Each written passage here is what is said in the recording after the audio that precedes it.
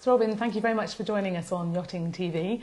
Now, you've just taken part in the JP Morgan Asset Management Round the Island race and you've got an injury. How are you? I'm fine. It was just pulled muscles, we think, and I think I was winching over enthusiastically and I pulled muscles in my elbow, which became amazing how much it hurt. But by the next day it wasn't hurting, so I don't think it's too serious. Good, I'm pleased to hear that. And you were sailing with some family, I gather? Yes, I had my brother's son, my nephew there with me, Paul. He was actually rather good. He earned his place on the boat. He was useful. Was it strange being on boat with other people again? No, it wasn't. It was rather nice, actually. The crew was made up of people I knew, people I was happy to be with. We were all out there to try and do the best we could. We hadn't sailed together, all of us, before, but it clicked very easily and it was a nice atmosphere on board. But we wanted to be competitive. We were trying to sail the boat well. No, it was a good day out. It's a great atmosphere, that race, isn't it? Oh, that race is one of the great races, in my view. I mean, what I love about it is this wonderful mix, you know, everything from the multi-millionaire with his huge yacht to the latest extraordinary machine that's turned up that flies round, to someone who's bought a second-hand dinghy and decided to do it, to, you know, little catamarans. It doesn't matter. You've got this wonderful mix. Lovely cross-section of yachting, I think. Really lovely. Talking of competitive sailing, you've just finished the Velux 5 Oceans solo round the world. What are your sort of dominant memories of that race now?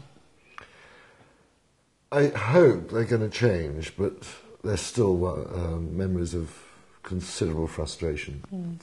Just got so fed up with jobs that weren't done properly before I set out, which caused me huge problems. Technology that didn't work. You know, you buy new equipment, like iridium phones. I bought two, neither worked for more than a week.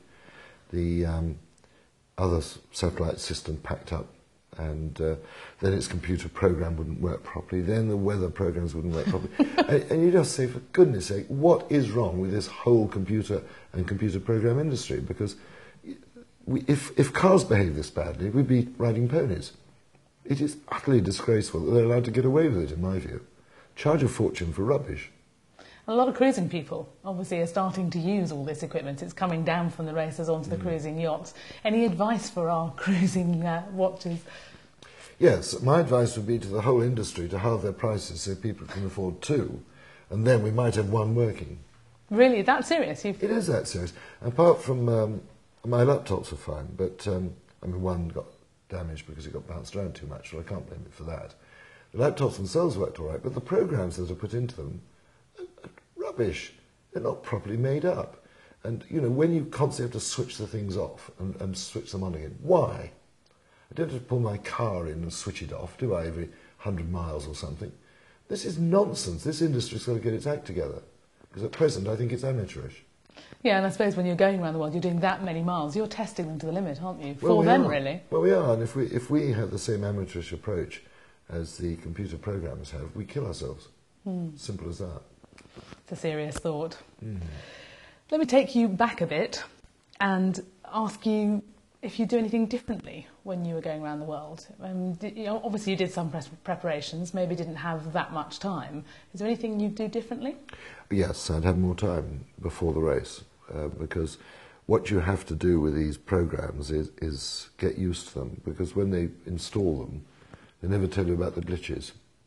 And you get out to sea and suddenly find it's not working, and it takes you 3 days to get an answer. And they say, oh, well, no, it doesn't need a key number. Take the dongle out and put it back in again. So why didn't you tell me that?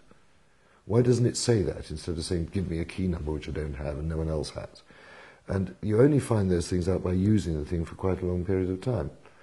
Well, the program was put in 2 days before the race started. I mean, there's no chance to test it.